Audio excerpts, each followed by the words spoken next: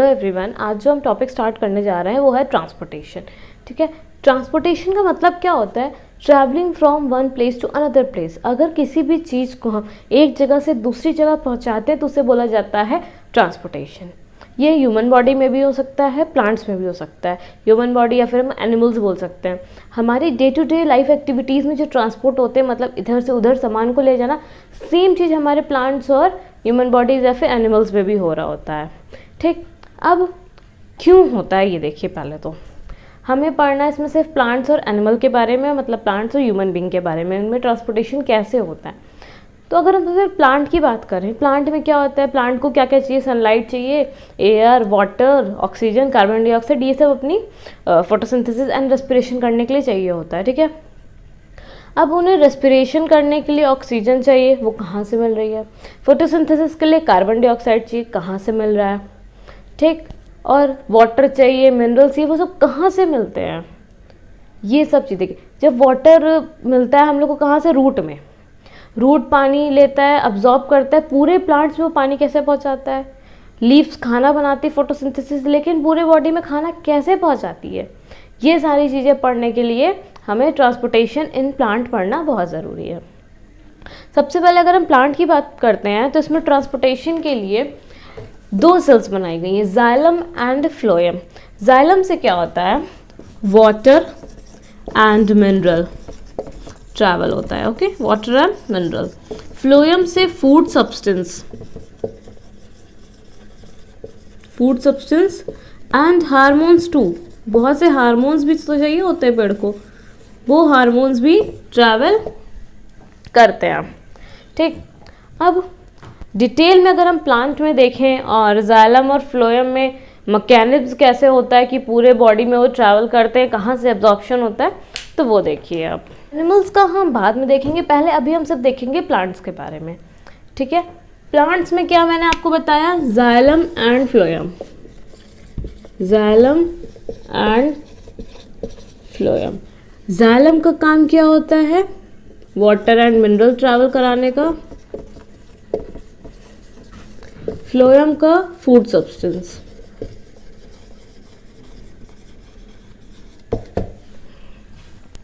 ठीक, अब जाइलम जो होते हैं, जाइलम एक सेल होती है, उसको भी दो पार्ट में बांटा गया है, xylem vessel and tracheids. Xylem vessel and tracheids. Xylem vessels और ट्रैकेट्स ऐसी सेल है जो मिलकर पूरा जाइलम बनाती हैं, वाटर एंड मिनरल का कंडक्शन कराती हैं। जाइलम से वाटर और मिनरल ट्रैवल होता है, लेकिन सिर्फ अपवर्ड डायरेक्शन में, डाउनवर्ड ये ट्रैवल नहीं करते हैं। फ्लोएम के पास होता है सीव ट्यूब। ठीक, ये अपवर्ड एंड डाउनवर्ड दोनों डायरेक्शन में ट्रैवल करने में हेल्प करती है। ठीक है, अगर अब हम जाइलम के बारे में देखें, पहले जाइलम वेसल्स में सबसे पहले क्या था? जाइलम में सबसे पहले क्या था? Xylem vessel. ठीक है, तो हम देखेंगे जाइलम वेसल्स के बारे में। जाइलम वेसल्स कैसे होते हैं? लॉन्ग। देखिए, जब हम जाइलम में सबसे पहले जाइलम वेसल्स के बारे में बात करते हैं, जो जाइलम वेसल्स होती हैं लॉन्ग ट्यूब होती हैं, नॉन लिविंग होती हैं। पूरे पेड़ में ये डेड सेल्स होती हैं, नॉन लिविंग होती हैं। पूरे पेड़ में ये हॉलो पाइप की तरह दौड़ी होती है, जो कि पूरी एक ड्रेन पाइप का काम करती है प्लांट में, जिससे कि वाटर पास होता है। दूसरा, xylem vessels made up of many hollow and dead cells joint end to end. जैसे एक ये हॉलो सेल है, डेड सेल्स, इसी से दूसरी हॉलो सेल जो इसी से तीसरी होगी, इसी तरह से ये कॉन्टिन्यूसली जॉइंट रहती हैं, एंड टू एंड। इनके पास ना साइटोप्लाज्म होता है ना न्यूक्लियस होता है। किसी भी सेल्स को डेड या लिविंग बताने के लिए हमें उसके साइटोप्लाज्म या न्यूक्लियस की जरूरत होती है। इसके पास ना साइटोप्लाज्म है ना न्यूक्लियस है, मतलब ये टोटली डेड सेल होती है। तो देखिए, जाइलम वेसल्स का लिग्निन और सेलुलोज दो ऐसे कंपाउंड है जो प्लांट में पाए जाते हैं, और ये इन दोनों से मिलकर बनी होती है। लिग्निन क्या होता है? सेलुलोज आप सब जानते हैं। लिग्निन क्या होता है? लिग्निन बेसिकली एक हार्ड सब्सटेंस होता है जो प्लांट को स्टैंड होने में, मतलब स्ट्रेट फॉरवर्ड अपवर्ड डायरेक्शन में खड़े होने में हेल्प करता है। ठीक। दूसरे जो वुड होते हैं, जो ब्राउन पार्ट दिखाई देता है हमें वुड में, प्लांट्स में जो ब्राउन पार्ट होता है वो बना होता है ऑलमोस्ट लिग्निन से, उसमें सबसे ज़्यादा लिग्निन पाया जाता है। अब वहाँ पे रेस्पिरेशन के लिए या फिर जो होल्स प्रेजेंट है किसी भी काम के लिए वो होते हैं पिट्स। देखिए पिट्स क्या होता है, ओपन पोर्स नहीं होते पिट्स। प्लांट की सेल वॉल में ऐसी जगह जहाँ पे लिग्निन का डिपोजिशन ना हो उसे पिट्स बोलते हैं, और बाकी पूरे में तो लिग्निन डिपॉजिट होता है जिससे कि वो अपराइट स्टैंड होती है। जहाँ पे लिग्निन का डिपोजिशन नहीं होता है बस उस जगह को हम लोग बोलते हैं पिट्स। देखिए ट्रैकेट्स के बारे में हम बोलते हैं, सबसे पहले लॉन्ग होते हैं, थिन होते हैं, पतले पतले लंबे से होते हैं, स्पिंडल शेप्ड के होते हैं, also with the pit in the thick cell wall. उनके थिक सेल वॉल में भी पिट्स होते हैं। पिट्स बताएं नॉट ऑन ओपन पोर्स, ठीक है। Elongated cells with tapering end, elongated cells होते हैं मतलब लंबे लंबे इस तरह सेल होते हैं, और इनके टेपरिंग एंड्स होते हैं मतलब जो एंड होते हैं वो एकदम ओपन नहीं होते, हल्के से चिपके हुए होते हैं, ठीक। पूरी तरह से ओपन नहीं होते फिर भी थोड़े ओपन होते हैं। ट्रैकेट्स के पार्ट्स पिट्स होते हैं इनके सेल वॉल में, ताकि वाटर जो वो पास हो सके फ्लावरिंग प्लांट्स में, ठीक है। ये तो हो गई ट्रैकेट्स की, ट्रैकेट्स के बारे में वो कैसे कैसे बने हुए होते हैं। अब देखिए पूरा मैकेनिज्म पढ़ने के लिए, जो मैकेनिज्म है कि रूट से एब्जॉर्ब होके कैसे वो लीफ तक पहुंचता है, क्यों एब्जॉर्ब होता है, अपने आप कौन सा फोर्स लग जाता है कि एब्जॉर्प्शन होता है, उसके लिए हमें थोड़ा सा डिटेल में पढ़ना होगा रूट के बारे में, ठीक है। आइए रूट के बारे में देखते हैं। इसमें सबसे पहले हमें 4 चीज़ पता होनी चाहिए, जो कि है epidermis, endodermis, root cortex, xylem vessel, ठीक है। ये 4 चीज़ पता होनी चाहिए। देखिए सबसे पहले होता क्या है, जो प्लांट की रूट होती है, ठीक, रूट के अंदर ये चारों पार्ट पाए जाते हैं, बट इसके बाहर क्या होता है, रूट हेयर्स, ठीक है। ये रूट हेयर्स क्या करते हैं, सरफेस एरिया इंक्रीज करते हैं। Root hair surface area increase करते हैं। इसके आसपास पूरे में यहाँ पे क्या होगा, सॉइल होगा। सॉइल की लेयर के आसपास पानी होता है, जो सॉइल के बीच में होल्स होते हैं वहाँ पे पानी प्रेजेंट होता है, वाटर की प्रेजेंस होती है। अब ये जो सरफेस एरिया इंक्रीज करके रूट हेयर्स निकले हैं, ये इन वाटर के मॉलिक्यूल से टच होते हैं और ये रूट हेयर्स एब्जॉर्ब कर लेता है वाटर को अंदर की तरफ। जैसे ये एब्जॉर्ब होते हैं, अब इन चारों के पास पानी जाना शुरू करता है। रूट हेयर्स नहीं, रूट की बात कर रहे हैं। रूट का अगर हम सेक्शन कट करते हैं तो ऐसे कुछ राउंड शेप का अगर हमें दिखेगा तो क्या होगा, सबसे पहले ये जो बाहर की लेयर दिखाई दे रही होगी हमें, वो होती है एपिडर्मिस। क्या होती है, एपिडर्मिस। एपिडर्मिस क्या होती है, आउटर लेयर। एपिडर्मिस का मतलब है ये होती है आउटर लेयर, ठीक। फिर एक लाइन हम ड्रॉ करते हैं यहाँ पे, ये है एपिडर्मिस। आइए इधर लिखते हैं, सॉरी एंडोडर्मिस, ये है एंडोडर्मिस। एंडोडर्मिस जो होती है वो inner layer of the cortex, inner layer of cortex. Cortex क्या होता है, देखिए कॉर्टेक्स एंडोडर्मिस और एपिडर्मिस की बीच की जो जगह होती है इसको बोलते हैं कॉर्टेक्स, ठीक है। ये है कॉर्टेक्स, ये कॉर्टेक्स की आउटर लेयर, ये कॉर्टेक्स की इनर लेयर। इसके बीच में जो पार्ट प्रेजेंट होता है यहाँ पे, ये देखिए इस जगह पे जो प्रेजेंट होता है यही होता है जाइलम वेसल। ये क्या है, ये है जाइलम वेसल, या फिर इसको हम लोग वैस्कुलर टिश्यू भी बोलते हैं, वैस्कुलर टिश्यू, ठीक है। ये रूट का पार्ट हो गया। अब जब रूट हेयर्स ने वाटर एब्जॉर्ब किए तो सबसे पहले ये एपिडर्मिस पे आएगा, कॉर्टेक्स में आएगा, एंडोडर्मिस में आएगा, फिर जाके ये जाइलम में आएगा और यहाँ से जो होगा वो सक्शन क्रिएट होगा, ठीक है। अब देखिए मैकेनिज्म जो इसका है, अब हम बात करेंगे मैकेनिज्म्स के। मैकेनिज्म्स के लिए देखिए, ये रूट हेयर है रेड कलर का, इसके आसपास सॉइल पार्टिकल्स हैं और उसके आसपास वाटर की फिल्म है।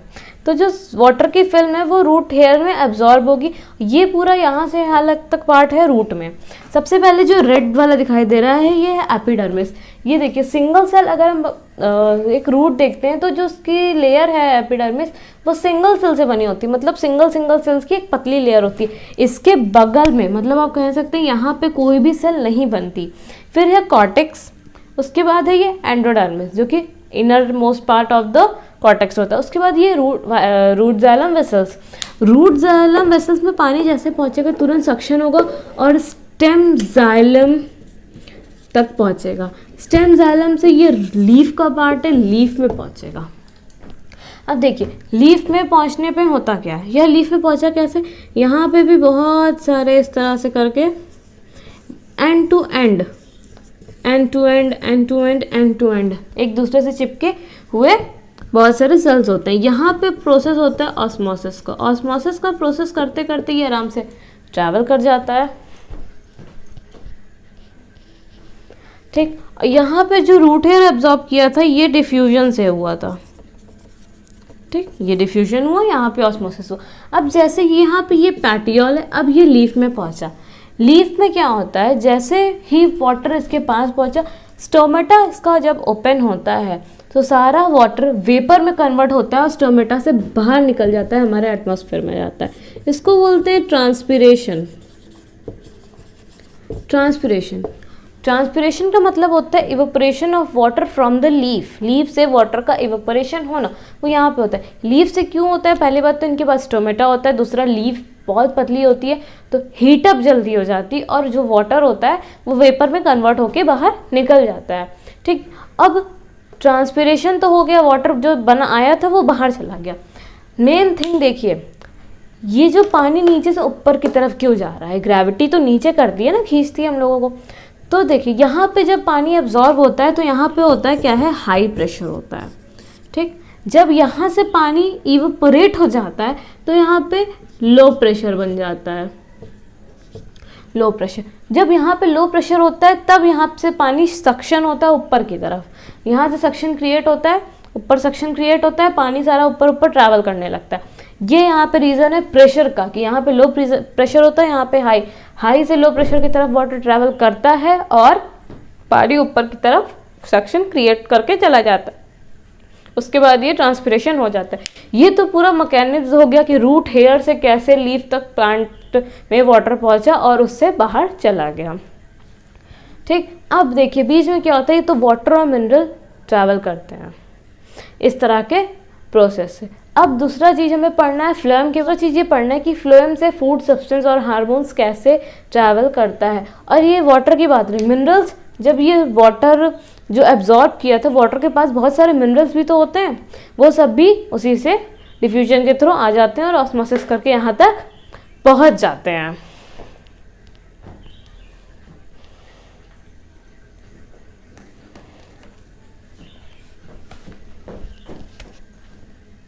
अब आगे फ्लोएम का, living cell, cytoplasm but no nucleus.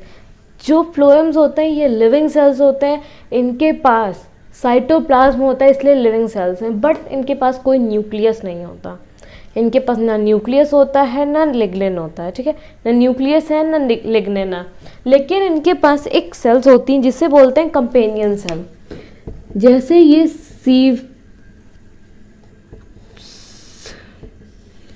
एक सेल है फ्लोएम की सेल जिसे सीव ट्यूब बोलते हैं। इन सीव ट्यूब के पास, और ये क्या होती है, सीव प्लेट होती हैं। सीव ट्यूब के पास यहाँ पे एक इस तरह का सेल होता है, ये देखिए, इसी को बोलते हैं कंपेनियन सेल। ठीक, अब होता क्या है, इसके पास तो क्या था, साइटोप्लाज्म, कोई न्यूक्लियस नहीं था। अब इसके ऑर्गेनल्स जिंदा है तो इन्हें तो न्यूक्लियस चाहिए ना, तो इस कंपेनियन सेल के पास होता है न्यूक्लियस विद साइटोप्लाज्म। ये इस अपनी रिक्वायरमेंट कंप्लीट करता है, साथ में इस सीव ट्यूब की रिक्वायरमेंट भी कंप्लीट करता है। और ये जैसे कि बताया था मैंने, सीव प्लेट, यहाँ से अब ये फूड ट्रैवलिंग में हेल्प आसानी से करता है। फूड मीजोफिल में प्रिपेयर होता है, उसके बाद फ्लोएम मतलब ये सीव ट्यूब में जाता है, उसके बाद फिर कोई प्रॉब्लम नहीं, आराम से सारे पार्ट्स में ये ट्रैवल कर लेता है। अगर हम इसके मैकेनिज्म की बात करते हैं तो इसका मैकेनिज्म बहुत ईजी है। फूड प्रिपेयर हुआ मीसोफिल में, मतलब लीफ में। मीसोफिल मीन्स यहाँ पे लीफ का एक पार्ट है मीसोफिल। मीसोफिल में खाना प्रिपेयर होता है, ये फ्लोएम में मतलब सीव ट्यूब में एंटर करता है। सीव ट्यूब पर यहाँ कंपेनियन सेल भी है, इस तरह सीव ट्यूब में एंटर करता है। सीव ट्यूब के बगल से ही यहाँ पे क्या हो जाता है, गई होती है जाइलम वेसल्स एंड ट्रैकिड्स। अब जाइलम वेसल्स में जाता रहता है पानी। अब यहाँ पे हो जाता है ऑस्मोसिस। क्या हो जाता है यहाँ पे, ऑस्मोसिस। ऑस्मोसिस से जो वाटर होता है वो इस फूड वाली पाइप में आ जाता है। अब यहाँ पे प्रेशर ये बढ़ाने लगता है और ये जल्दी जल्दी हर जगह मूव करने लगती हैं जहाँ जहाँ पे लो प्रेशर होता है। ठीक, अब ये पूरे बॉडी में ट्रैवल कर लेंगे, इसलिए अपवर्ड और डाउनवर्ड डायरेक्शन दोनों जगह मूव करता है। देखिए, रेस्पिरेशन अगर हम कर रहे थे या फिर फोटोसिंथेसिस कर रहे थे तो वो लीफ से, पिट से, ये सबसे काम हो जा रहा था, लेकिन क्योंकि हमें सब चीज़ें एटमॉस्फेयर से, एयर से लेनी होती थी, फूड जो बन तो गया, उसको ट्रैवल कराने के लिए हम कोई और साधन नहीं थे हमारे पास कि एयर से ट्रैवल करा दें, इसलिए वहाँ पे फ्लोएम की ज़रूरत पड़ती है। जी, जाइलम वाटर से, जो वाटर था वो हमें सॉइल से ही मिल सकता था, एयर से नहीं मिल सकता था, इसलिए जाइलम की ज़रूरत पड़ी। ठीक है, जाइलम डेड सेल से इसका बेस्ट एग्जांपल अगर आपको देखना है तो कभी आपने लकड़ी के दरवाजे या लकड़ी की कोई भी चीज़ देखी, उसको पानी में छोड़ दीजिए थोड़ी देर, वो फूल जाती है। ऐसा सब जानते हैं कि लकड़ी की कोई भी चीज़ होगी वो पानी में ज़्यादा रहेगी तो वो फूल जाएगी। ऐसा इसलिए होता है क्योंकि जाइलम वेसल्स क्या होते हैं, डेड सेल्स होते हैं, पानी सक करना उनका काम होता है। अब जो पेड़ काट के लकड़ियाँ बने, दरवाजे बने, जो भी बना, उसके अंदर अभी भी जाइलम वेसल्स है ना, वो जाइलम वेसल्स पानी मिलता है, इसको सक करता है। अब यहाँ पर ट्रांसपिरेशन तो हो नहीं पा रहा है कि कहीं लीफ हो उस वुड में और वाटर निकल जाए, वो जब निकलता नहीं है तो वो वहीं पे बल्क हो जाता है, मतलब वो फूलने लगता है। जब हम लोग कहते हैं लकड़ियाँ फूल गई हैं, वो डेड हैं फिर भी काम कर रहे हैं, क्योंकि पेड़ कट गया तो भी वो डेड है, पेड़ था तो भी वो डेड थे। ठीक है, यहाँ पे आपका ट्रांसपोर्टेशन इन प्लांट खत्म होता है। अब इसके बाद हम ट्रांसपोर्टेशन इन ह्यूमन बींग्स या फिर सर्कुलेटरी सिस्टम जिसे बोलते हैं वो पढ़ेंगे। ठीक है, आज यहीं पे आप लोग इतना इसको पढ़िए अच्छे से। नेक्स्ट वीडियो में हम पढ़ेंगे सर्कुलेटरी सिस्टम। Thank you.